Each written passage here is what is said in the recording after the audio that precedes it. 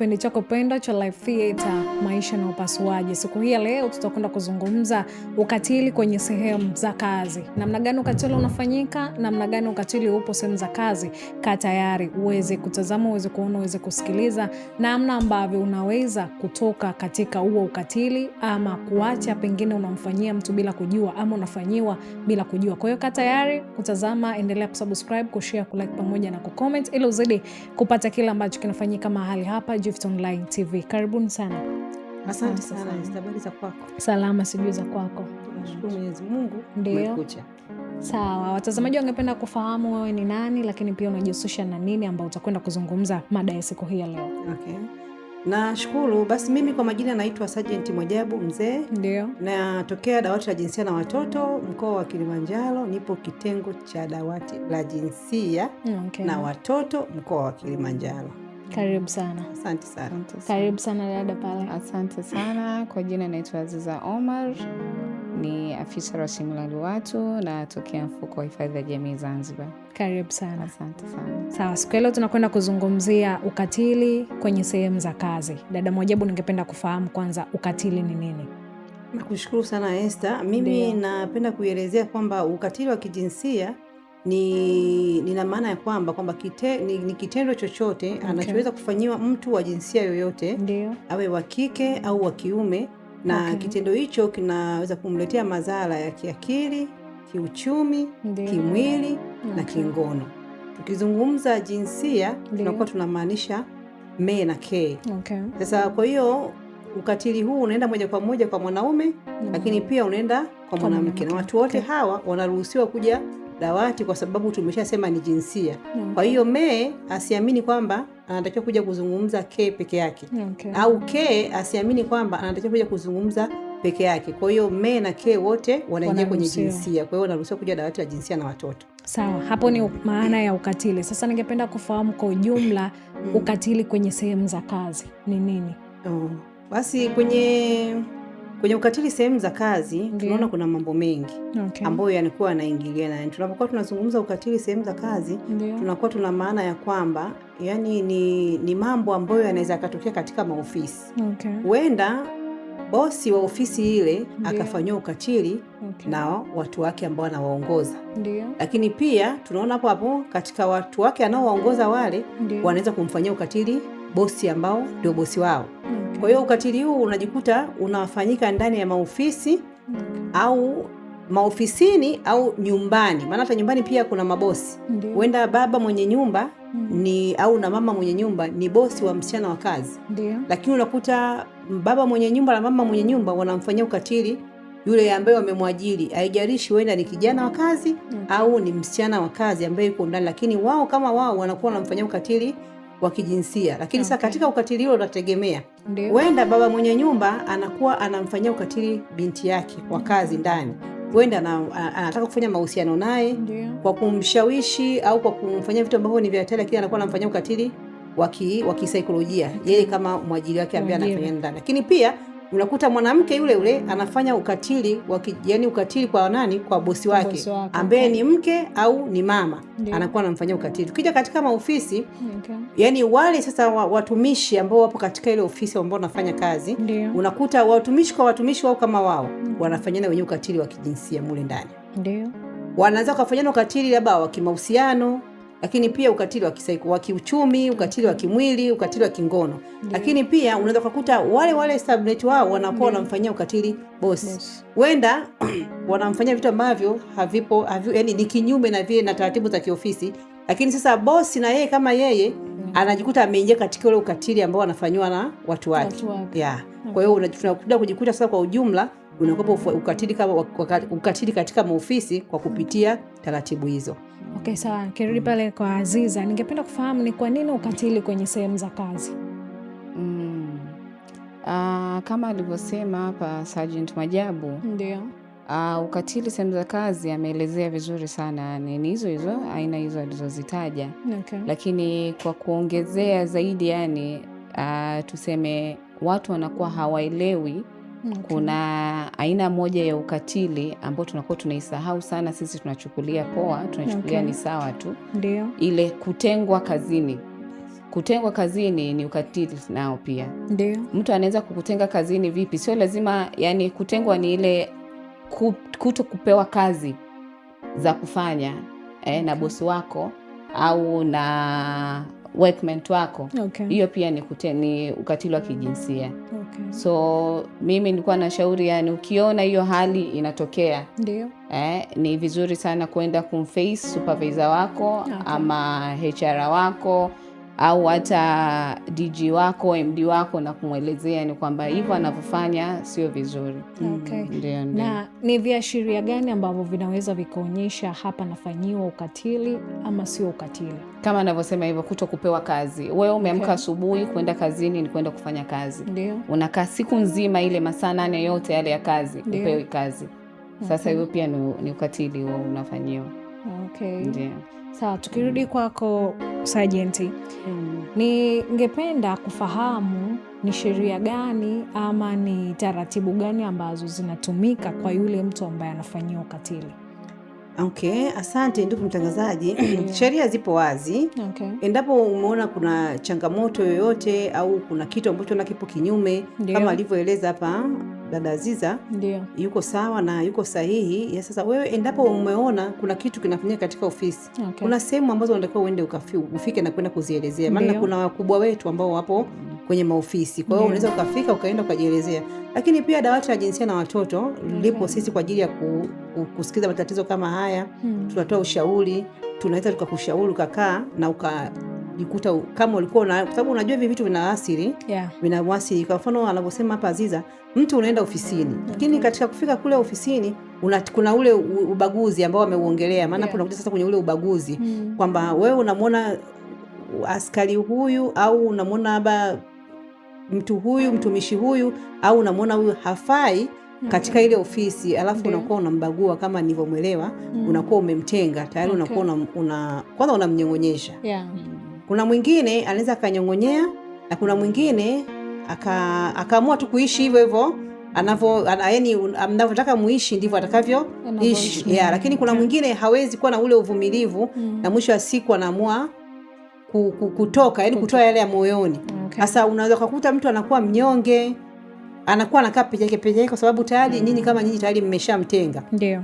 Kwa hiyo unakuwa unamfanyia ukatili wa kisaikolojia pasipo wewe kujua unachomfanyia huyu mwenzake sio kitu kizuri. Kwa hiyo mimi nimpongeza, ameongea ni pointi nzuri. Lakini dawati la jinsia ndio sehemu sahihi na ndio sehemu salama. Lakini pia kuna baadhi pia ya hao ambao sasa katika maofisi wao ndio wanakuwa ni chanzo na uchochezi katika zile ofisi ambazo tunakuwa tunazifanyia kazi. Sasa wao ndio wamekuwa wakitoka kupeleka maneno sehemu moja na kuyatoa tena sehemu nyingine na kuleta sehemu nyingine. Kwa hiyo tayari kuna ule mvurugano sasa, unazidi kuleta taharuki na kuleta matabaka na kuendelea kuleta chuki ndani ya chuki. Kwa hiyo ukatili unaendelea kuwepo ndani ya ya sehemu za kazi. Kwa hiyo pia uaminifu unakuwa tena haupo kwenye maofisi. Hakuna ule upendo, hakuna ule ukaribu. Sasa mnakuwa mnafanya kazi kwa matabaka.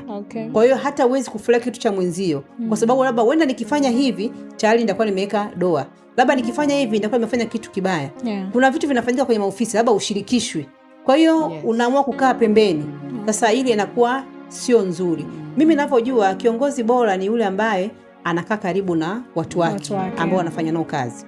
Ukikaa nao karibu ukawaonyesha ule upendo, inakuwa inajenga furaha na inajenga mshikamano na inajenga kuoneana huruma na inajenga bond, yani ile ya mahusiano mazuri kazini. Na kazi za watu zinafanyika vizuri kwa sababu wote tumeajiriwa, tunafanya kazi kwa ushirikiano.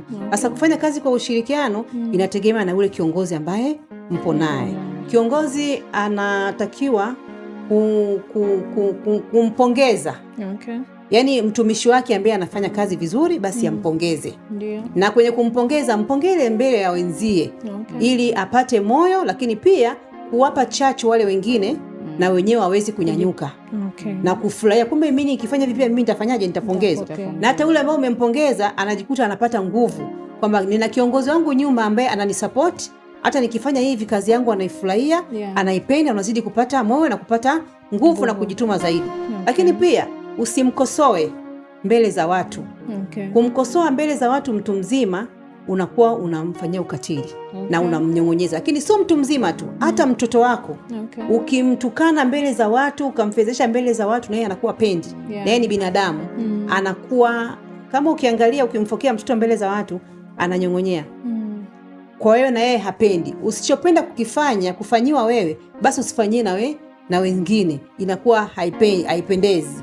Kwa hiyo mkijenga ukaribu, mkashirikiana kwa pamoja, mkapongezana, basi inakuwa iko vizuri na ukatili maofisini utapungua na upendo utarudi. Asante. Mtazamaji wa Gift Online TV, kinachotupa nguvu ni maji ya uzima. Maji haya yanapatikana ndani ya huduma tu. Huduma hii ni huduma ya Mlima Moria Ministry iliyoko chini ya mtumishi wa Mungu Gideon wa Maili Sita. Kama unatokea Moshi mjini, basi panda magari ya kwenda Sadala, Sanya, Boma, Arusha, utashukia kituo cha mashine, utakutana bango kubwa la ratiba za ibada. Siku za ibada mahali hapa Jumatano, Ijumaa pamoja na Jumapili. Jumatano na Ijumaa muda ni saa 8 mpaka saa 11. Siku ya Jumapili ni saa 6:30 mpaka saa 10:30. Maji haya huwezi kuyapata sehemu nyingine yoyote ila tu ndani ya huduma ya Mlima Moria Ministry iliyoko chini ya mtumishi wa Mungu Gideon wa Maili Sita. Bado tunazungumza kuhusiana na mada inayosema ukatili kwenye sehemu za kazi. Tumeeleza ukatili ukoje, jinsi gani mtu anaweza kufanyia ukatili, na bado tunaendelea. Uwanja ni wa kwako. Tuma comment, uliza swali lolote uweze kupata majibu. Kitu gani ambacho unapaswa kufanya, kitu gani ambacho huwezi kufanya katika sehemu ya kazi. Narudi kwa dada Aziza pale. Kutokana pia na nafasi yako ya kazi, umesema ni HR. Ningependa kufahamu unachukuaje jukumu, unachukuaje uamuzi kwa mtu ambaye atakuja kukwambia labda ni wafanya kazi, mimi na Sergeant tunafanya kazi sehemu ambayo wewe ndo boss mahali pale, lakini mimi kuna chuki, unajua kama watoto wa kike kuna chuki mbalimbali tunaoneana, pengine nina wivu naye, so tu wa kazi, wivu hata wa nyumbani, lakini na leta vile vitu mpaka sehemu ya kazi.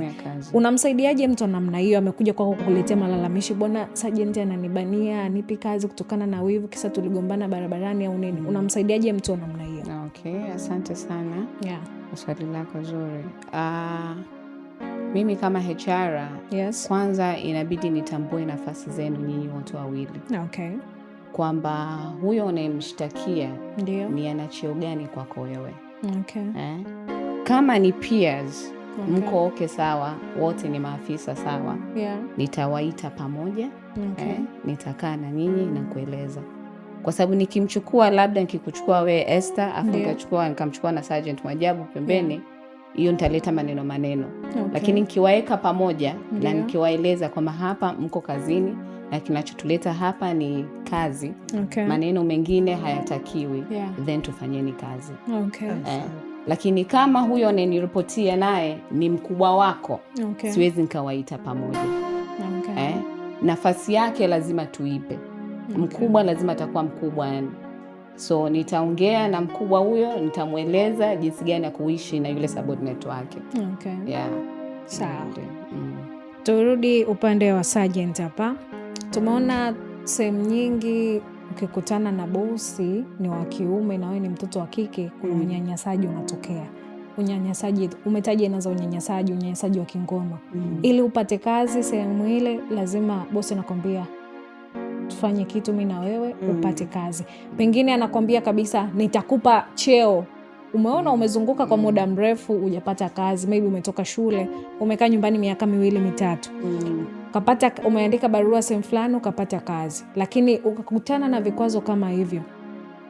Mimi sasa nafikiria, nimekaa nyumbani, nimekaa mtaani miaka 2, acha nifanye ili nipate kazi. Unafanya na yule bosi ili upate kazi. Umefanya, umepata kazi, ndani ya mwezi mmoja yule bosi analeta visasi kukutoa kazini kwa sababu alishakutumia. Kwa nini kitu cha namna hiyo? Sasa hapo tunakuja kwenye ile inakuwa ni rushwa ya ngono. Sasa kwenye hiyo rushwa ya ngono, yani kwanza mimi naweza nikasema wewe kama binti, sasa tunakuja kwenye umaskini. Umaskini ndio umekufanya ukaingia kwenye vitu kama hivyo. Mimi nilikuwa na washauri, yani wewe kama binti unataka kufanya katika vitu kama hivyo, hebu kwanza jitafakari, alafu angalia utu wako kwanza. Yani kwanza unataka ujisamini kwanza wewe mwenyewe. Shida sijui umaskini wako si una nini, uweke pembeni, alafu ingia kwa msimamo. Na ukienda kwenye kazi ukiwa na msimamo wako, hata bosi hawezi kukuingia kilaini kama hivyo unavyosema. Kwa sababu tayari ameshaangalia madhaifu yako, ameshaangalia changamoto zako ambazo wewe unazo, ndio maana akakuingia kwa hiyo gia ya rushwa za ngono. Kwa hiyo wewe kama wewe binti unatakiwa tu ujitafakari, ujitambue, alafu jiangalie mimi ni nani, na ninakuja kufanya nini, familia yangu nyuma nimeiachaje, na mpaka nikifika hapa, je, kuna mambo mengi, kuna maradhi, kuna magonjwa umfahamu wala yeye hakufahamu, lakini mwisho wa siku unakuja kuingia kwenye ule mfumo ambao yeye amekulazimisha kuingia kwenye ule mfumo kwa sababu ya umaskini wako, lakini pia tunasema ni rushwa ya ngono. Kwa hiyo vitu kama hivyo katika jamii vipo, na tunakemea vikali kwa mabosi ambao wanafanya hivyo, wanatumia nafasi zao vibaya kwa kuwarubuni mabinti ambao wanaingia katika masuala ya kutafuta ajira, na mwisho wa siku akisha kutumia. Siku zote mtu akisha kutumia, sio kila mtu ambaye anakutongoza anakuwa anakupenda. Kuna mtu anataka tu kufunua sketi yako alafu kuacha hapo. Kuna mtu anataka tu kuangalia baada hapo kwa ajili leo afikisha anakufukuza. Yani shida yake anataka kutumia ile nafasi yake vibaya. Kwa hiyo sisi kama jamii au kama mabinti ambao wanatusikiliza, basi wakikutana na kitu kama hicho basi wawalipoti. Wasiogope kwamba huyu ni bosi basi nikawa na wasiwasi labda nikienda kunipoti au nitapata matatizo. Hapana. Anaweza akaja moja kwa moja dawati la jinsia na watoto. Nimesema jamani, dawati la jinsia ndio sehemu sahihi na ndio sehemu salama ya kueleza changamoto ambazo unazo, matatizo ambayo unayo, na tutayafikia moja kwa moja. Hakuna mtu ambaye yuko juu ya sheria. Kwa hiyo hata kama yeye ni bosi kwa nafasi alionayo yeye kama yeye, basi unaweza kumripoti na mwisho wa siku sheria ikamchukulia mkondo wake na ukabaki kuwa salama, lakini bado pia ukapata nafasi ya kufanya ule hiyo interview ambayo anataka kufanya kwa bosi mwingine na sio kwake tena yeye mwenyewe. Lakini unakuwa umeshachukua hatua kwa sababu yeye pale yupo kile ameajiriwa. Na katika nafasi aliyokuwa ameajiriwa tunaweza tukasema hakuna ambaye yuko juu ya sheria. Kwa hiyo wasiogope, mimi nawatoa ile hofu na waachane na hiyo zana, waishi maisha ambayo wanaweza wakaishi, lakini pia waangalie afya zao na kujilinda. Maana afya ni kitu kingine na kuishi ni kitu kingine. Sawa, sheria inasemaje kuhusu ukatili na unyanyasaji kazini? Sheria iko pale pale. Kwa mtu yote ambaye anakiuka taratibu za nchi, anafanya makosa ya kijinai, basi sheria atashtakiwa, na akishashtakiwa basi sheria itachukua mkondo wake. Kwa hiyo haijalishi, naweza nikasema huenda kuna wale ambao kuna mabinti ambao labda wako ni wanafunzi tuseme, lakini akakutana na mtu mzima ambaye yeye ni mtu mzima na akili timamu. Siku zote mtoto anasimamiwa, hawezi kujisimamia. Sasa unakuta kuna wale vijana sasa ambao wanasema mimi huyu binti amenitongoza yeye mwenyewe. Kwa hiyo kwa sababu kanitongoza mimi mwenyewe, mimi nimeamua tu kumkubalia. Sasa mimi nifanye sikajileta mwenyewe. Mimi kosa langu liko wapi? Kosa unalo. Kwa sababu tayari huyu ni mtoto. Tunamhesabu ni mtoto. Sasa wewe ukajimuona kwa sababu yuko form 1 si form 2 ukasema kajileta yeye mwenyewe. Wewe ndio mtu mzima.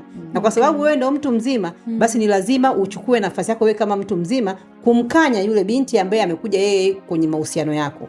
Ambaye yeye amekulazimisha ufanye mahusiano naye. Kwa hiyo wewe kama wewe mtu mzima unatakiwa umpe elimu, umuelimishe, umpe taratibu, umpe miongozo na umwambie madhara kwamba ukifanya hivi utapata ujauzito, mwisho wa siku ndoto zako zitaishia pale, lakini pia mimi nitapata shida kama mwananchi ambaye tayari nimeamua kuwa na mahusiano na wewe. Unaona? Kwa hiyo wewe ukikuta umempa ujauzito, japo alikufuata yeye, kosa ni la kwako kwa sababu tayari umetembea na mwanafunzi na umri ambao haumruhusu. Kwako dada Aziza, unajaziaje hapo? Nadhani kila kitu ameshakiongelea. Ni vizuri tu mtu ukiona kwamba anakufanyia hivyo ni kwenda kuripoti. Na kama alivyosema dawati liko kwa sababu ya wananchi. Sawa, tunarudi kwa Sergeant. Mwajiri anawezaje kuathirika na ukatili kazini? Mwajiri anaweza kuathirika kwa sababu tumeshasema ukatili anafanywa mtu yoyote. Na nimeshasema mwanzoni kwamba ukatili wale subnet wanaweza kumfanyia ukatili mwajiri. Umeona? Kwa sasa kama mwajiri na yeye kuna nafasi ambayo anaweza akachukua kuzungumza na watu wake ambao anawaongoza. Kwa sababu yeye ndio kiongozi pale. Anaweza akawaitisha kikao na kuambia wote tu live na kukaa na kuzungumza nao kwa pamoja kwamba wewe umekosea hiki, spend hiki, ukawapa mipaka, yani ukaweka barrier kwamba mimi kutokana na nafasi yangu nilionao sitaki 1, sitaki 2, sitaki 3, sitaki 4. Na kama inawezekana kuna watu wanafanya vile vitu kwa sababu umeshaongea nao lakini bado hawasikii, wanakuletea madhara mengine, watakuletea shida. Waambie kwamba hichi kitu sio kizuri, hii ni ofisi, tuende na mipaka. Kila mtu aishie kwenye mipaka yake. Wewe sitaki kuingia kwenye mipaka huu na wewe sitaki kuingia kwenye mpaka huu. Mwisho wa siku tusije tukafanyana ukatili wa kisaikolojia, ukatili wa kiuchumi, ukatili wa kingono, ukatili wa kimwili. Kwa sababu tunaona haya madhara madogo madogo haya ambayo yapo katika maofisi. tunaweza tukatengeneza mauaji. Tunaweza tukatengeneza chuki ambayo haitakaa ikarudi. Yaani kila mmoja kimwona mwenzie anajaa. Kila mmoja kimwona mwenzake tayari ana visababu vingi. Kwa hiyo ni rahisi hata kuwekeana vitu vibaya. Na tuko maofisini, amani zinapotea. Kama nilikuwa na kuamini, tena amani inaweza tena isiwepo. Kama nilikuwa naacha ofisi wazi, wewe tena kuiacha ofisi wazi. Kama ulikuwa unaweza kuacha kitu chako kiko pale, kiko tu hadharani, inakuwa ni shida. Sasa bosi kama alikuwa ameruhusu muingie ofisini kwake, inakuwa tena naweka beli. Hamwezi tena kwenda. Yaani kunakuwa kuna shida. Sasa na mwisho wa siku chokochoko, maneno madogo madogo yanazidi kuwa mambo makubwa. Na mwisho wa siku mnaanza kupigana. Umbea ukizidi, maneno mengi yakizidi, kelele zikiwa nyingi ofisini, mnaanza kuishi kwa matabaka. Na mnaanza kupigana, mwisho wa siku mtakuja kuumizana. Mmesukumana bahati mbaya, mmoja amedondoka chini, mwisho wa siku kaondoka, kumbe ndio siku yake hadi ilikuwa imefika, lakini akapitia mkono wako wewe kama wewe, na mwisho wa siku kaisha kwenda magereza. Sawa. Tukirudi kwa Aziza, ningependa kujua wajibu ni mwajiri ana wajibu gani katika kuzuia unyanyasaji kazini? Mwajiri ana wajibu gani kuzuia unyanyasaji kazini? Wajibu unaendana na haki kwanza. Tujue hivyo. Mwajiri na mwajiriwa na wajibu wake na haki zake ili aweze kuzitambua, aweze kufanya kazi vizuri. So kama mwajiri, wajibu wake ni kuweza kuishi na wale waajiriwa wake vizuri. Ukiweza kuishi na waajiriwa wako vizuri, upendo, kama anavyosema, upendo ukiwepo, kazi zikiwa zinaenda, mtu ukijua kazi zako, aina kazi zako za kufanya na kazi zikiwa zinaenda, basi kila kitu kinaenda. Na labda niweze pia kuchangia hapo kama Sergeant Majabu alivyokuwa anaongea kuhusu yeye mwajiri na yeye anaathirika vipi na hili janga. Yaani let's say tuchukulie aina moja ya unyanyasaji, nepotism. Let's say kiongozi wako ni kabila fulani. Yaani haya makabila na sisi tuna matatizo sana kwenye sehemu za kazi. Mwajiri wako wewe tuseme labda ni Mchaga. Then watu wote wa chini yako, subordinates, let's say Wasukuma, Wapare, wanani au wote hawapendi yule Mchaga. Kwa nini amechaguliwa kuwa kiongozi wenu? So hiyo inaweza kuleta pia kwamba utendaji kazi pale kazini usiwe mzuri. Kwamba hataki wapendi kazi hamfanyi just because yeye ni mtu wa kabila fulani. So hiyo inakuwa ni ngumu katika kuleta maendeleo pale kazini. Huo pia ni unyanyasaji. Kwa sababu yeye hawezi kuwa na amani ya kuishi vizuri pale kazini. Kwa sababu naye pia ni mwajiriwa pia. So inakuwa ni ngumu sana. Sawa, katika kufika hitimisho, ningependa Sergeant utoe maoni yako, ushauri wako katika sehemu za kazi, jinsi gani watu waishi vizuri kwa amani, kwa upendo. Asante sana. Mimi kwa kuhitimisha, kwanza nashukuru Mungu kwa kunipa nafasi ya kuhitimisha. Ni rai yangu kwa wananchi, kwa viongozi wote ambao tunafanya kazi na subordinate wote ambao wapo katika maofisi. Ni waombe kwanza wale viongozi ambao wapo katika zile taasisi au nyumbani sasa huko ambao tunaishi nao sisi hawa vijana wa kazi, wasichana kazi. Ni wale viongozi kukaa karibu na watu wao ambao wanawazunguka. Kuweka upendo, kuwaweka wakawa wa karibu. Wasiweke matabaka. Wasiwatenge, yani wasiwatenge. Ukishakuwa kiongozi ukaanza kuweka makundi, tayari umesababisha kitu katika ofisi. Kwa hiyo ni waombe tu waishi kwa upendo, waishi kwa furaha, lakini pia wawe na hofu ya Mwenyezi Mungu. Wakiwa na hofu ya Mwenyezi Mungu, yote haya hayawezi kuwepo. Lakini wakimshirikisha Mwenyezi Mungu, anapokuwa anaamka asubuhi kutoka nyumbani kwake, basi hebu akajikabidhi kwa Mwenyezi Mungu kwamba ninaenda ofisini, basi ninaomba kanisaidia. Iombea hata ofisi kwamba niwe kiongozi bora na sio bora kiongozi. Ili niweze nikakae na kujenga kitu kimoja katika ofisi yangu. Lakini pia kujenga umoja katika msichana wangu wa kazi au kijana wangu wa kazi, ili aweze kunilindia familia yangu. Nimpende na wenyewe wawapende watoto wangu. Nimpende mume wangu, nimpende mke wangu, niwapende watoto wangu, lakini pia nimpende yule msichana wa kazi au kijana wa kazi ambaye anaangalia mazingira yote ya pale nyumbani, ili maisha yaende yanakuwa mazuri na yawezi kuwa na furaha na upendo. Kwa hiyo ukiweka umoja, ukawashirikisha, ukaacha ubaguzi, basi mimi nafikiri Mungu anaweka baraka zake. Na mnakuwa mnaishi kwa furaha, mnakuwa mnaishi kwa amani, na kila kitu kinaenda, kwa sababu hizi ni kazi tumepewa na Mwenyezi Mungu. Watu wamekutana tu kwenye maofisi, lakini kila mmoja anatoka alikotoka. Lakini sasa ile kukutana basi ndio ndugu, muweke ule ukaribu. Lakini pia tukumbushane tu kuweka ulinzi kwa watoto wetu. Kipindi ni cha mvua, tuweze kuangalia watoto wetu katika madimbwi ambayo yananyesha. Mvua zinanyesha ni nyingi, lakini pia ile madimbwi yanajaa maji. Sasa nimeona niligusia hili kidogo kwa sababu hii ndio nafasi.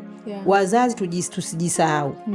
Tutenge muda wa kutoka kitandani na kusogea kidogo ukamvusha mwanao kwenye lile dimbwi ambalo nalipo karibu na linaonekana, ili mtoto umvushe aende akiwa yuko salama na aweze kufika shuleni akiwa yuko salama. Sio sisi tunaendelea kulala ukiamini kwamba mtoto wangu atavuka, ataenda shule salama, na lakini atarudi salama. Kumbe mtoto siku nyingi alishaondoka na maji, na wewe umekaa unasubiri mtoto arudi shuleni. Lakini pia mwalimu naye amekaa, anajua leo mtoto fulani hajaja wapi?